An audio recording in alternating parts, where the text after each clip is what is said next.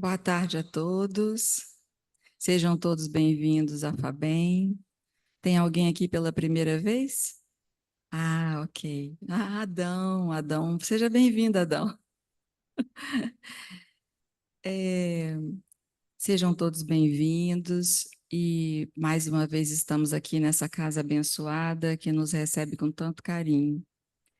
E agora eu vou convidar uma visita que nós temos hoje na casa, que é o Vanderlei, que ele é da Casa Esperança, lá na Mata da Praia.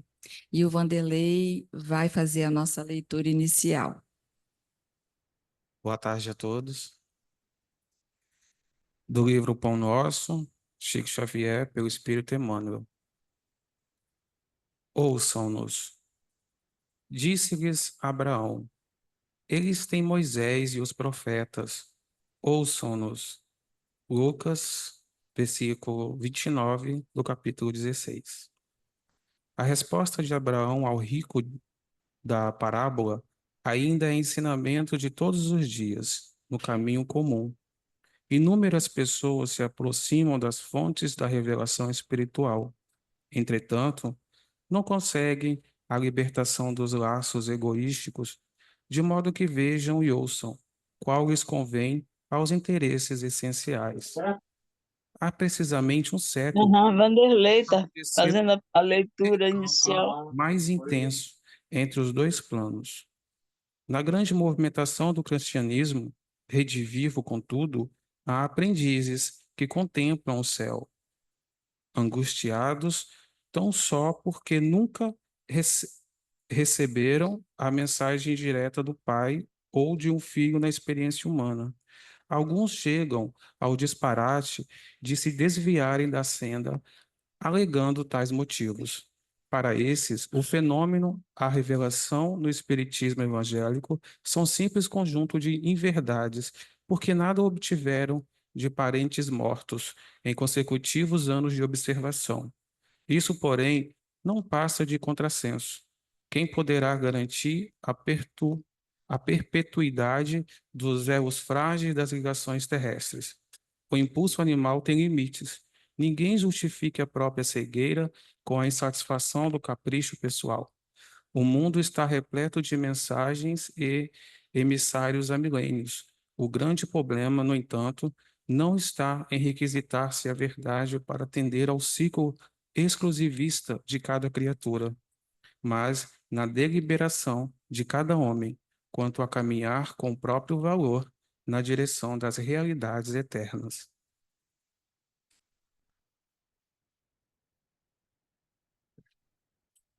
Deus, Pai de infinita misericórdia, Jesus, nosso irmão, nosso mestre querido, Maria, nossa Mãe Santíssima, nesta tarde de sábado, mais uma vez estamos aqui para aprendermos sobre o teu Evangelho. Jesus querido, nos abrace e abrace a cada espírito que aqui se encontra, encarnado, desencarnado. Que eles possam, Senhor Jesus, receber toda a esperança, toda a força, toda a coragem para continuar na caminhada. Sabemos que ela não é fácil para nenhum de nós, mas sabemos que os nossos irmãos espirituais não nos abandonam em nenhum momento. Mas nós precisamos pedir, nós precisamos querer. Fortaleça a nossa vontade, Senhor Jesus, no bem. E nesta tarde, pedimos bênçãos para o nosso irmão palestrante, Marcelo, que ele seja mais uma vez inspirado, intuído, e que a mensagem que os irmãos nos enviarão cale bem dentro dos nossos corações, de forma que possamos refletir, que possamos realmente querer mudar as nossas atitudes, os nossos erros, os nossos defeitos. Obrigado, mestre querido. Viemos mais uma vez aqui à FABEM que já se nos apresenta como a nossa segunda casa, porque aqui nós encontramos muito acolhimento, muito carinho, e isso aumenta a nossa responsabilidade, porque nós devemos dar tudo aquilo que recebemos. E ainda que não recebamos, temos que dar mais ainda. E na proposta da tarde de hoje, coincidentemente, uma única vez eu falei sobre esse tema, foi há pouco mais de 3 anos, ainda em palestra online na Comunidade Esperança. E atire a primeira pedra quem nunca pecou. Inserido no capítulo 10 do Evangelho segundo o Espiritismo, bem-aventurados os misericordiosos, Allan Kardec traz essa reflexão a partir de uma passagem de Jesus, em que, mais uma vez, ele vem para nos ensinar um pouco mais o que é amar. E na leitura, assim está. Então, os escribas e os fariseus levaram-lhe uma mulher que havia sido surpreendida em adultério. Fizeram-na ficar de pé no meio do povo e disseram a Jesus: Mestre, esta mulher acaba de ser surpreendida em adultério. Moisés nos ordena, na lei, apedrejar as adúlteras. Qual é, portanto, vossa opinião a respeito disso? Eles diziam isso querendo tentá-lo, a fim de ter do que acusá-lo. Mas Jesus, abaixando-se, escrevia com seu dedo na areia.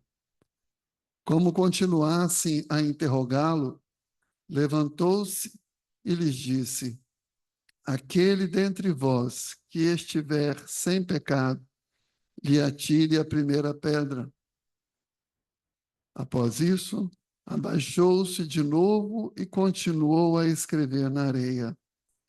Mas eles, tendo ouvido falar assim, retiraram-se um após o outro, os velhos saindo primeiro.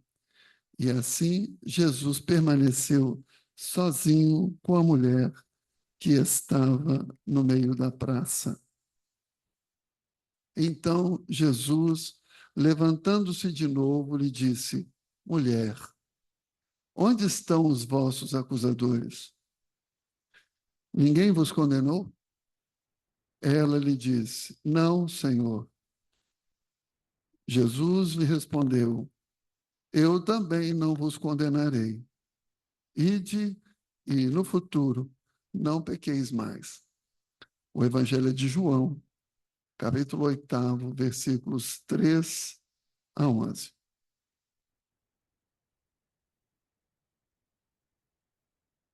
Diante de um mundo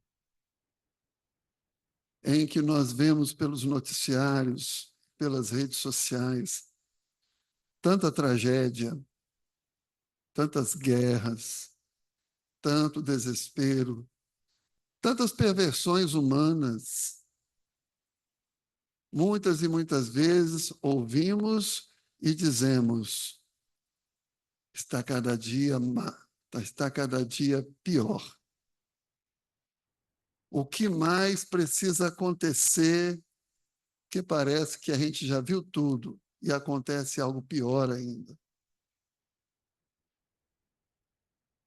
E nessa fala, nós paramos para pensar: piorou?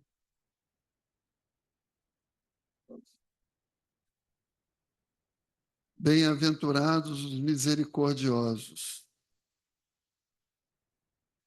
Quando falamos dessa passagem bíblica, nós temos vários movimentos de Jesus naquele momento, defrontado mais uma vez pela lei mosaica, chamado ao desafio. Em primeiro lugar, traziam uma mulher que naquele tempo era considerada uma segunda espécie ou uma subespécie do ser humano. Não era detentora de qualquer tipo de direito. Tanto que a ordem de apedrejamento era para a adúltera, como se adultério fosse possível com apenas uma pessoa. Onde estava ele? Mas o objetivo principal daquele movimento não era trazer a ele uma mulher para ser lapidada em público no cumprimento de uma ordem, de uma lei. Na verdade, era o desafio. Porque Jesus trazia, naquele tempo, uma nova reflexão, uma nova lei, uma lei que não era escrita, uma lei que não era imposta, uma lei que era guardada dentro de cada um e nós não percebíamos ou não aceitávamos que era a lei de amor, em que, apesar dele dizer que não revogava nada, mas que dava cumprimento, em que o decálogo, a lei mosaica, não era por ele negada, mas sim condensada em duas máximas: amar a Deus sobre todas as coisas e ao próximo como a si mesmo, tentavam de todas as formas entrar em contradição. E tamanha a perspicácia daquele ser iluminado, que é claro que ele não cairia nas teias lançadas no momento, em que a mulher adúltera era apenas coadjuvante, um mote para algo muito maior que eles queriam. Naquele exato momento, Jesus não titubeia, desce ao chão, curva-se diante deles e começa a escrever na areia ou na terra, enfim, escritas que não foram reveladas, porque a gravidade e a importância do momento transcendiam a qualquer escrita que estivesse lá, porque as escritas ficam, mas as condutas e os exemplos arrastam. E diante da atitude do Cristo, curvando-se diante dos fariseus e dos escribas, os doutores da lei, aqueles que detinham o maior destaque e o poder de apedrejar aquela mulher em nome da lei, não sossegaram e continuaram desafiando. Qual é a sua opinião sobre isso? Então ele levanta e lhes diz uma frase emblemática: atire a primeira pedra, quem não tiver pecado.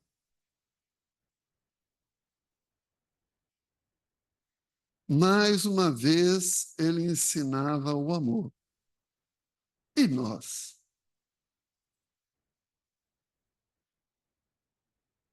Como nós agimos diante de circunstâncias de rompimento de padrões, de rompimento da lei, de situações em que enxergamos para o outro e vemos o criminoso aquele que errou, aquele que não é merecedor, aquele que está perdido.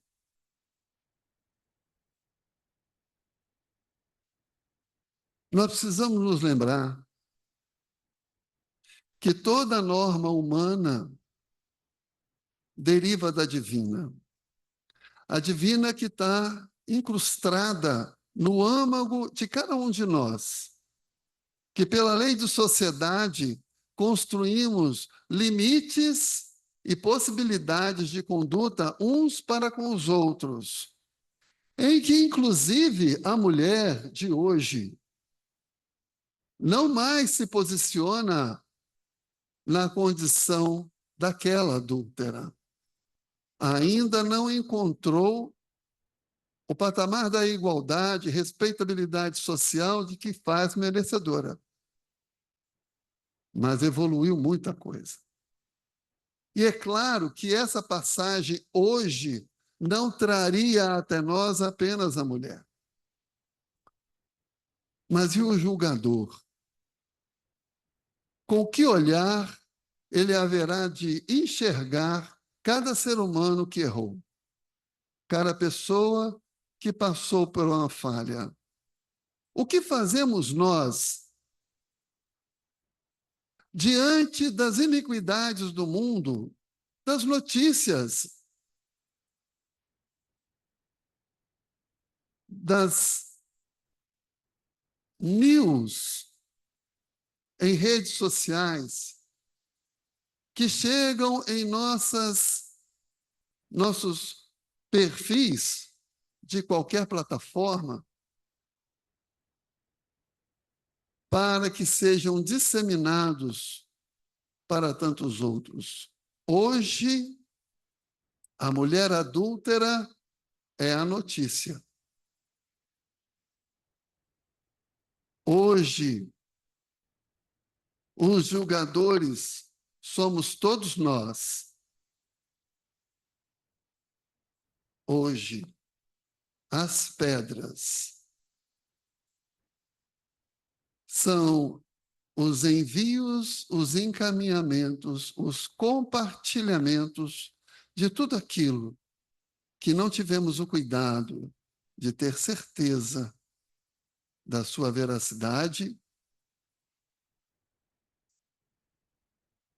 E mais ainda, dentro de uma proposta de Sócrates, que antes de verdadeira ser uma notícia boa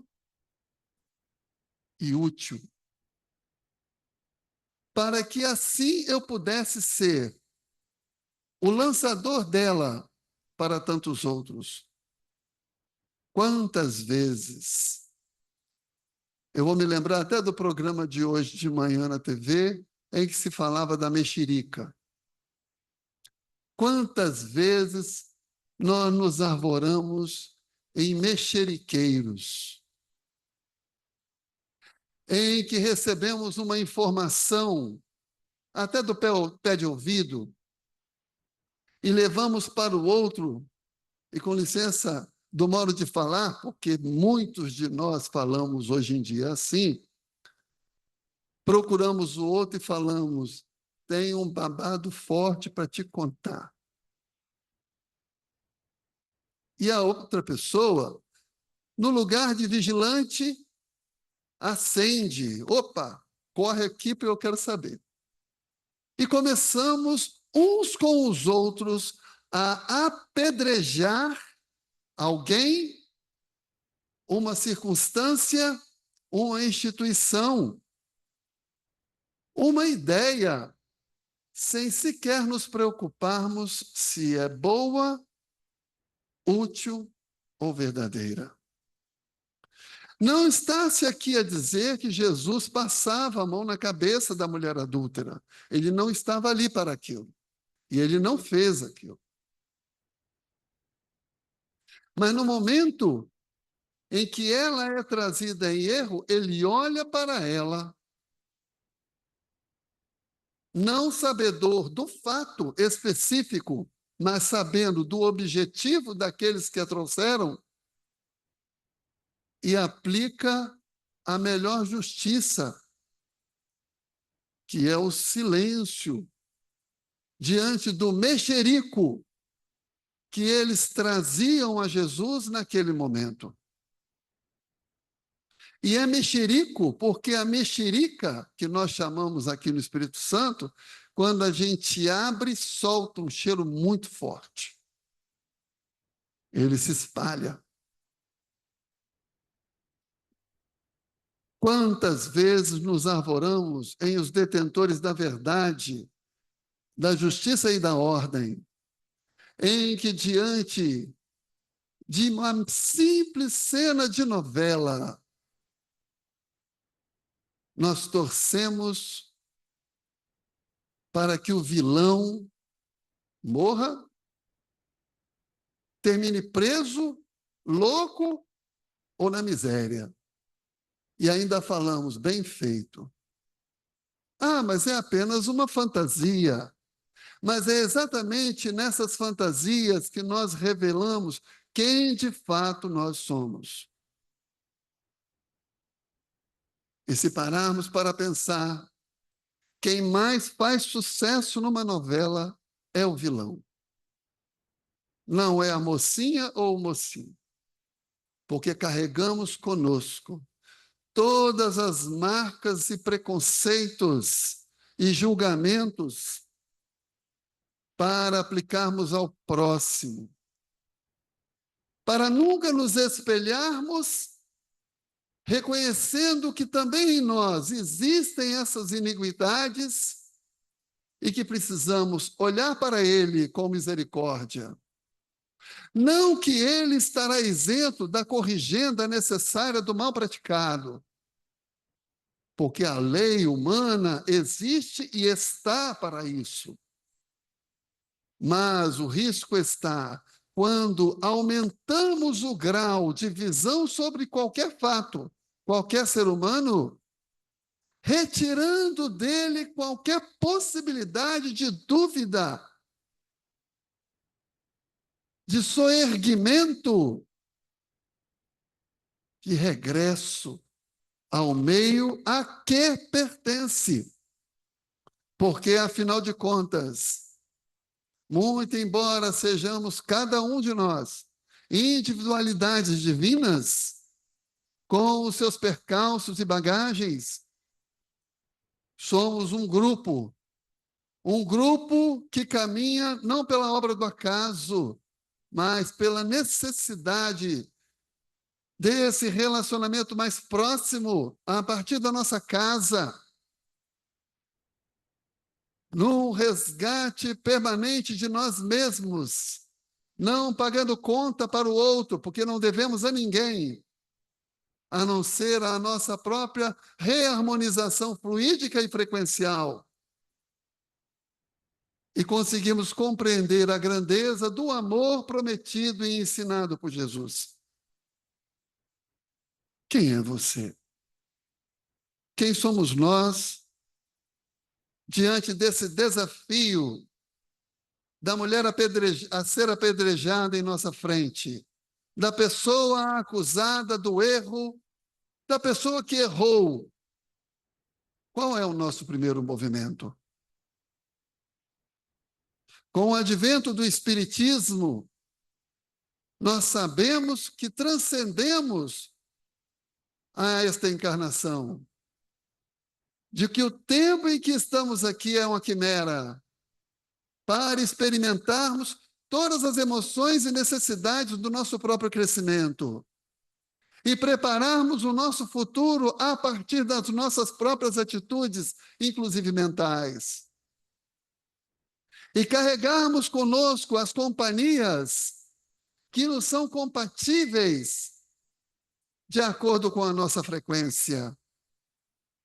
E se alguém em erro se nos aproxima, é por necessidade minha de resgate naquele tipo de frequência ou de oferecer àquela alma um pouco mais da doçura, do amor e do encanto que já conquistei. Do Evangelho. que Jesus trouxe como a lei que nunca será revogada, como a lei que jamais estará desatualizada, porque a proposta é a do julgamento. Então, se somos individualidades divinas, se estamos encarnados nas nossas inter-relações humanas, das mais difíceis às mais amorosas, todas dentro do nosso barquinho de trabalho e evolução, e da nossa capacidade de suportar, aquele que haveremos de julgar deverá ser nós mesmos. Sempre na aplicabilidade da lei humana para reger os excessos da humanidade que graça, dores e sofrimentos, lutas em um mundo de expiações e provas. Claro, mas jamais esquecendo de quem somos, de fazermos esse mergulho existencial e olharmos para dentro de nós, verificarmos o que de fato nós somos, porque nós podemos enganar qualquer pessoa,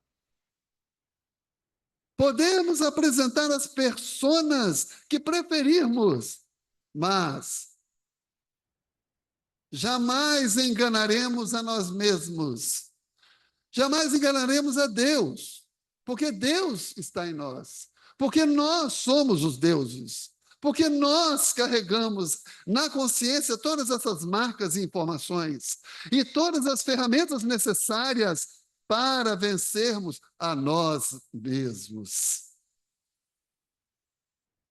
Sem que necessariamente estejamos vivendo na Terra hoje com medo do umbral, porque o umbral está, muitas e muitas vezes, agora na minha história, sendo vivificado ou construído em alguém que de mim não retirará a responsabilidade.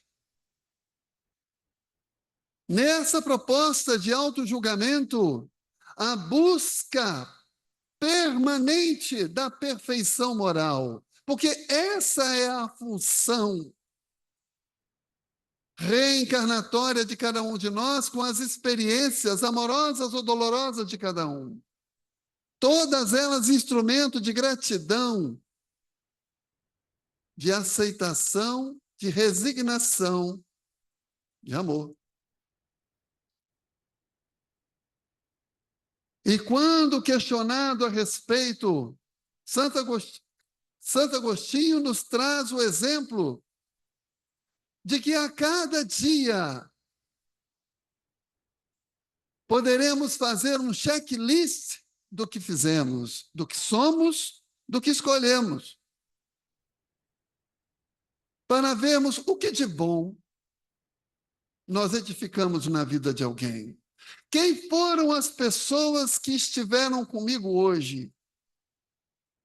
O que eu fiz com elas? O que eu fiz por elas? Mesmo diante do que fizeram a mim. Porque ainda que me façam mal, todos os sentimentos de afastamento serão na primeira pessoa. Estou magoado, estou enraivado, estou chateado, estou decepcionado, frustrado, todas na primeira pessoa. Nos avisando que esses sentimentos só se instalarão se nós quisermos. Mas então dizemos, mas eu não sou Jesus. Eu não tenho essa condição, de fato não.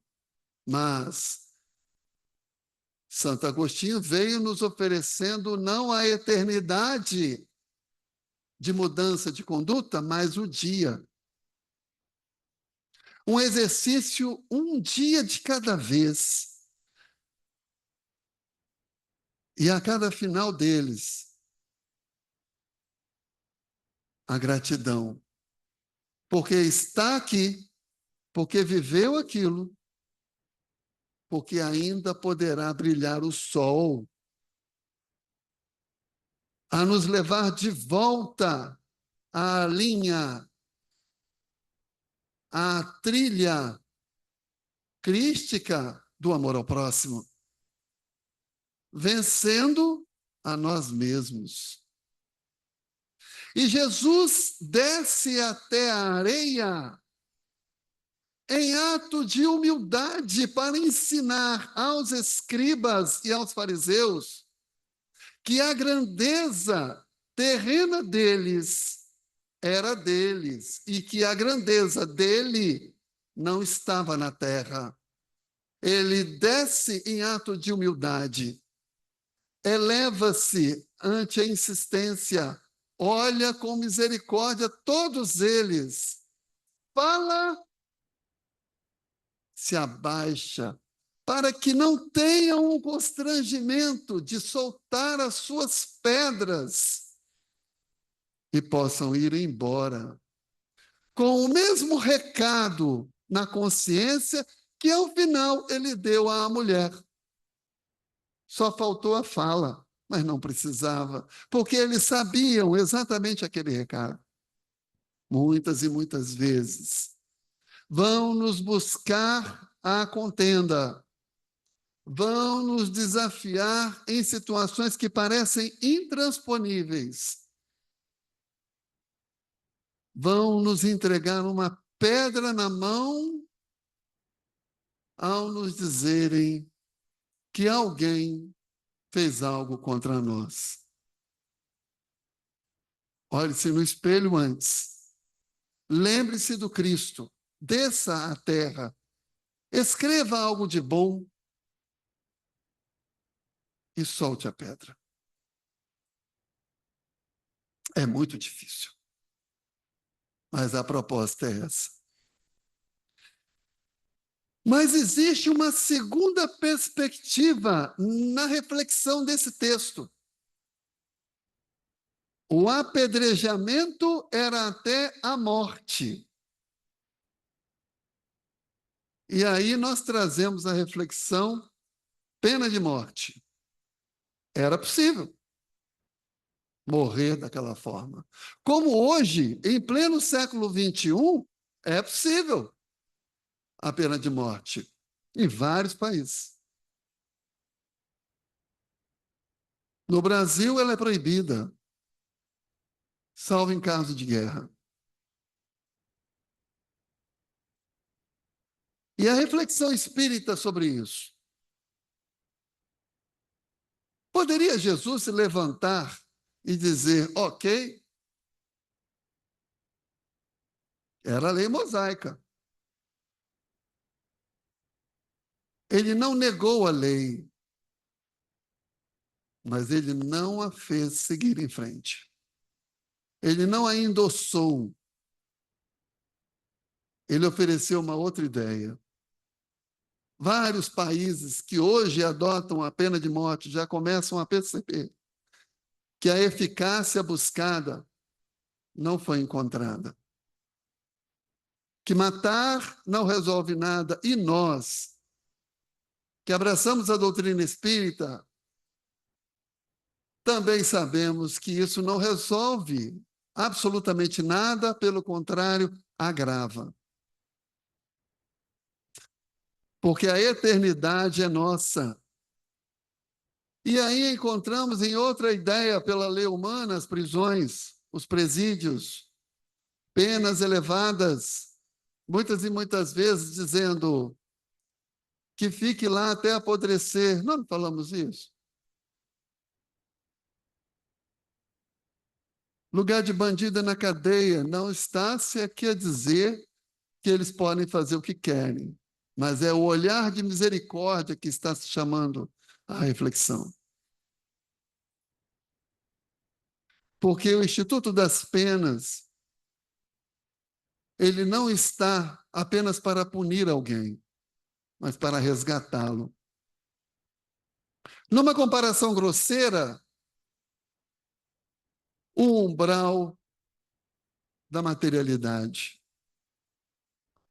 onde, apesar de estar lá, todos nós, na espiritualidade, sairemos pelos nossos movimentos de aceite da luz. Daí a proposta de que nas instituições prisionais haja trabalho, haja educação e evangelho. E nós sabemos que no movimento espírita muitos grupos trabalham nessa linha. Não para transformar presos, condenados, em espíritas, porque nós sabemos que espiritismo é apelo pessoal, é escolha de um e não de rebanho. Mas para plantar a esperança, plantar a misericórdia, o olhar de igualdade que Cristo lançou o tempo todo, no exemplo àquela mulher, e aos fariseus, e aos escribas, para que todos entendessem que estamos todos no mesmo barco, navegando em rumo da felicidade eterna, que é a única fatalidade que nos aguarda. E pensamos nos grandes criminosos, naqueles criminosos da humanidade, em que ouvimos, por exemplo, falar Adolf Hitler está numa prisão em Plutão. Já ouviram falar disso? Eu já. E eu acredito que muitas vezes nós sentimos até um alívio quando falamos essas coisas.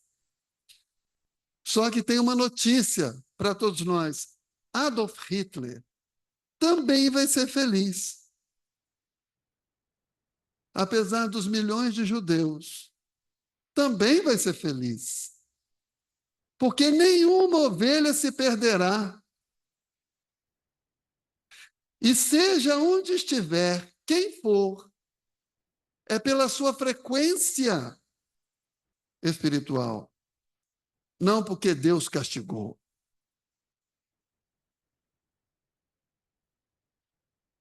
Essa é a razão de que pena de morte não resolve, penas eternas não existem. E, na verdade, pena lança-se na misericórdia, é resgate, é recomeço. E aí chegamos ao ponto principal do texto, que está justificado pelo seu próprio capítulo no Evangelho. A misericórdia. Misericórdia que vem de misere, miserável, córdia, coração. Durante todo aquele momento, Jesus agia com misericórdia. Amava com compaixão os escribas, os fariseus, a mulher, porque ele se levanta e lhe diz: mulher, onde estão aqueles que te condenavam? Foram embora. Eu também não te condenarei. Vá e não peques mais. É o convite permanente do cumprimento do checklist de Santo Agostinho para o recomeço. Do olhar de misericórdia, que é amar com o coração os miseráveis, no momento que eles mais precisam, que é quando estão em erro. E não lhes passar a mão na cabeça, porque tudo o que construímos até agora já é nosso. São páginas escritas das nossas histórias e que vamos trabalhar com elas nas nossas frequências fluídicas a partir de agora. Mas aí ele nos avisa: não faça mais. E avisa assim: toma aqui mais uma folha em branco, escreve melhor. Faz uma história melhor para você, para ela que estava lá humilhada, exposta, em erro. talvez, porque prova ninguém trouxe. Mas fato é que sempre haverá uma nova chance. Sempre haverá um recomeço. E essa nova chance, esse recomeço, parte da misericórdia divina, pelo veio da reencarnação, que nos oferece um dia depois do outro, para recomeçarmos as nossas lutas internas e encontrarmos dentro de nós essa centelha divina do amor de Deus e espalharmos o máximo que pudermos a quem nos encontrar, a quem encontrarmos, porque aquela alma está comigo, porque precisamos um do outro. E nessa caminhada de entrelaçamento, de lutas internas pelo amor, ele floresce na misericórdia de um para com o outro, na efetiva caridade, de sermos indulgentes para com todos, benevolentes, melhor dizendo, para com todos, porque queremos benevolência, indulgente com as faltas dos outros. E o perdão, que não esquece, mas não sofre mais.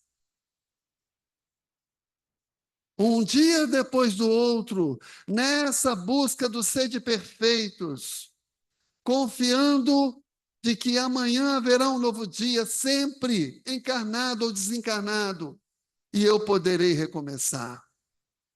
E eu ofereço, então, essa perspectiva ao outro, porque amar o outro é como a mim mesmo, é dar a ele tudo o que eu quero, sem dele nada esperar. E se ainda assim ele não me der, eu agradeço. Porque foi instrumento do meu aprendizado. É difícil viver tudo isso? Sim. Porque nós somos difíceis. Tomados do nosso orgulho, do nosso egoísmo. Que possamos nos desarmar, então. Que possamos escolher, então, um dia de cada vez, uma melhor caneta, uma melhor ideia, um melhor texto, e transformarmos as nossas vidas em belas canções de amor a Deus, pelo próximo, sendo misericordiosos conosco, com o outro, com todos. E aí, voltando ao início da nossa prosa, ao recebermos notícias, ao recebermos vídeos, informações nas redes sociais, que está começando a deixar de ser terra de ninguém, que nós possamos guardar a pedra e buscar o que é bom, útil e verdadeiro. E ainda que aquele personagem esteja em erro, que a gente não diga bem feito, mas sim eleve a ele uma prece, um desejo de soerguimento, porque o sofrimento ele mesmo já encontrou. Não precisa do seu auxílio para isso. E perceberá que terminará aquele dia de forma mais leve, de forma mais amorosa, em que as suas dores já não serão mais tão fortes quanto um dia foram ou se anunciaram. E sem que você perceba, haverá o perdão. A misericórdia, ela muitas vezes precisa de algumas curvas para ser exercida sem humilhar o outro.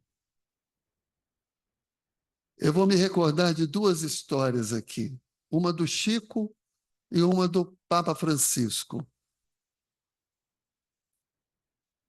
Quem viu aquele filme As Mães de Chico Xavier deve se lembrar daquela cujo filho sofreu uma queda quando cuidado pela babá.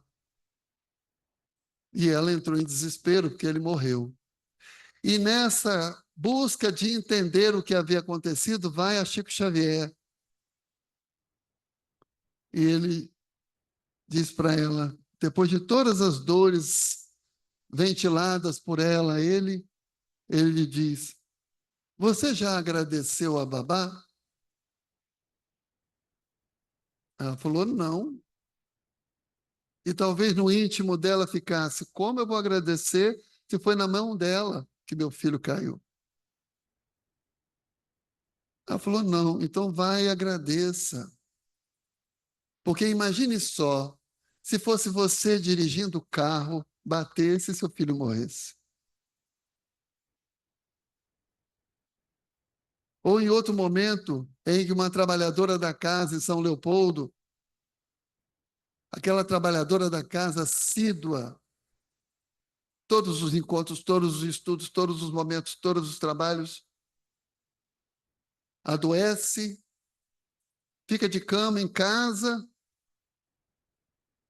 entra em contato com Chico Xavier e fala: me diz, por favor, pelo menos uns 10 livros para eu ficar lendo aqui em casa, porque eu tenho que continuar trabalhando aqui.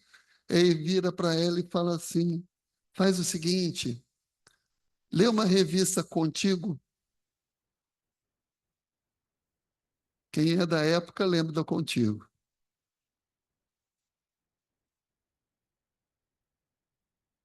Por que será que ele falou isso com ela? Para que ela olhasse para ela, sem repreendê-la, sem precisar dizer para ela que o mundo não ia acabar, que a casa espírita não ia fechar pela ausência dela por um tempo. Que era a oportunidade dela, na vida dela, entender, assimilar e viver aquele momento dela, com a família dela. Então, leia Contigo. Ou o Papa Francisco, em outra ocasião, é abordado por um rapaz, e o rapaz fala com ele assim: Papa, eu acho que ele nem era Papa ainda. Eu, eu tenho vivido uma dificuldade muito grande nas minhas confissões. Por quê? Porque eu sou muito mulherengo. Não aguento, eu sou muito mulherengo, muito mulherengo. E qual é o seu problema? Eu não consigo me arrepender do que faço. E isso tem me feito sofrer, porque eu não me arrependo das coisas que eu faço por ser mulherengo. E aí o Papa, naquela situação, como é que eu vou liberá-lo do pecado se ele não se arrependeu? Essa é a ideia da confissão. Ele diz: você se arrependeu de não se arrepender? Eu me arrependo de não ter me arrependido. Então você está absolvido.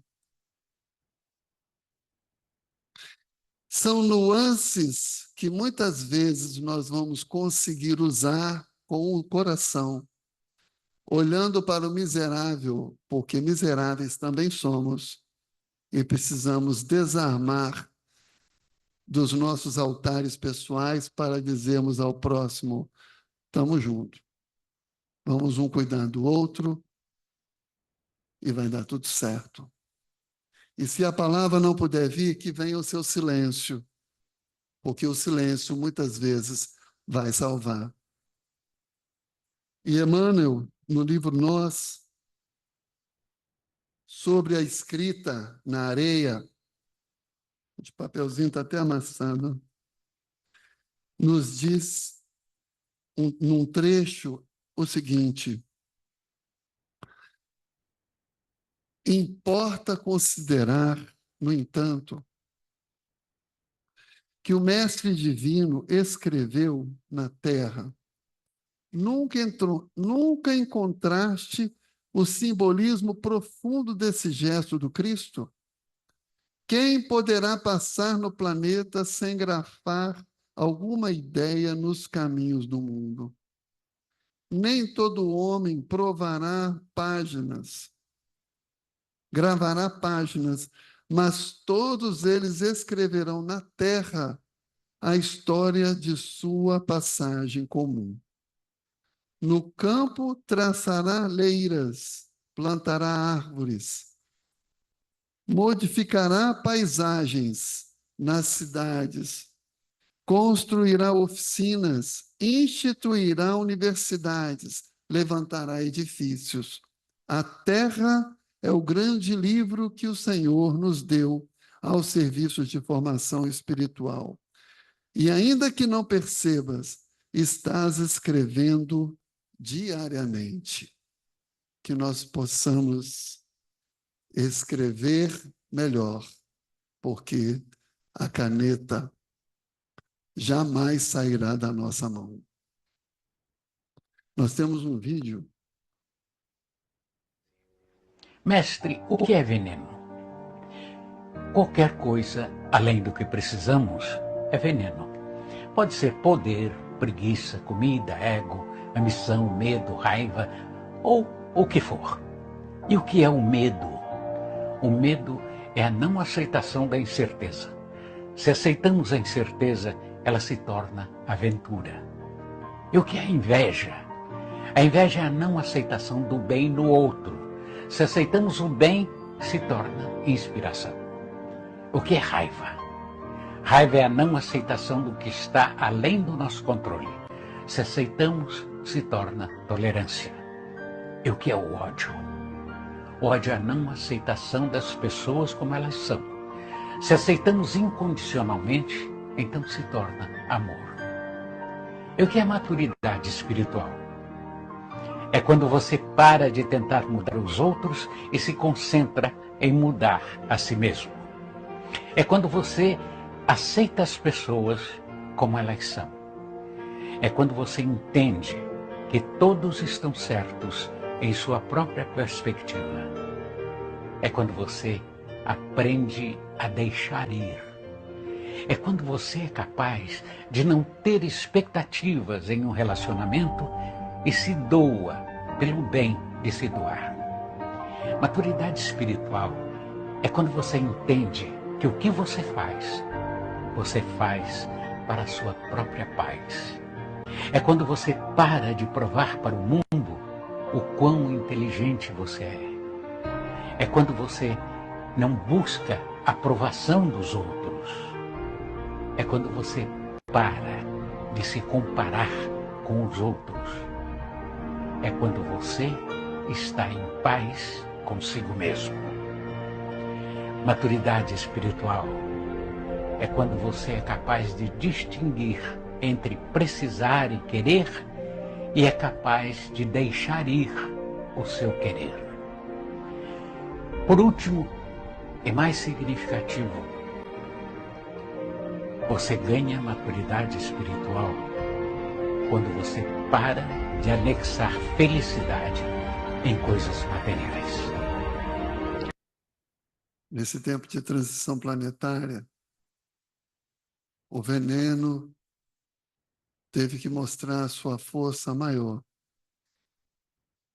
em que o mal deva ser tão forte,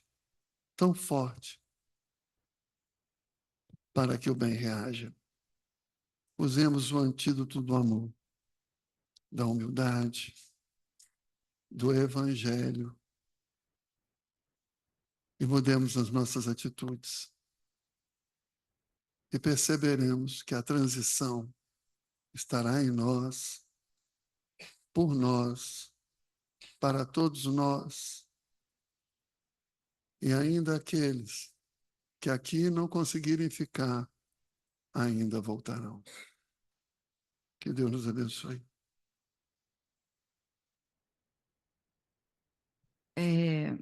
Isso é porque você não preparou, né, a palestra? Ele não preparou a palestra, gente. Já pensou se ele tivesse preparado? Então, obrigado, Marcelo. Muito obrigado. Tenho certeza que se a gente assistir de novo essa palestra no YouTube da Fabem, a gente vai notar coisas que ele disse que nós não notamos hoje. Queria convidar todos também para seguir o YouTube da Fabem, Fabem Fraternidade Espírita. Tem uma árvore bem bonita lá. E lá estão todos os vídeos, todas as palestras, né? Inclusive da época da pandemia, que os meninos liberam toda semana. Agora nós vamos para a prece final, vou chamar o Vanderlei novamente.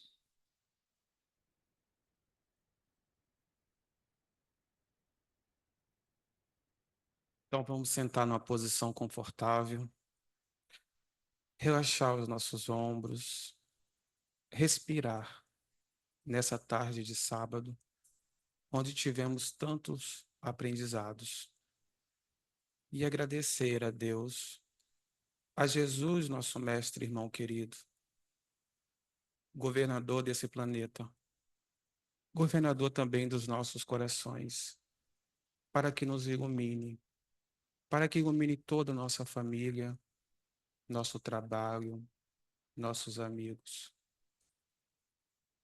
Agradecidos, Senhor, estamos por estar aqui, nessa tarde tranquila, podendo, Senhor, aprender a cada dia mais. E sabermos, Senhor, que a caneta está sim em nossas mãos. E podemos fazer do próximo minuto ainda melhor. Abençoe, Senhor, nossos familiares. A todos que não puderam comparecer aqui hoje. E que assim seja.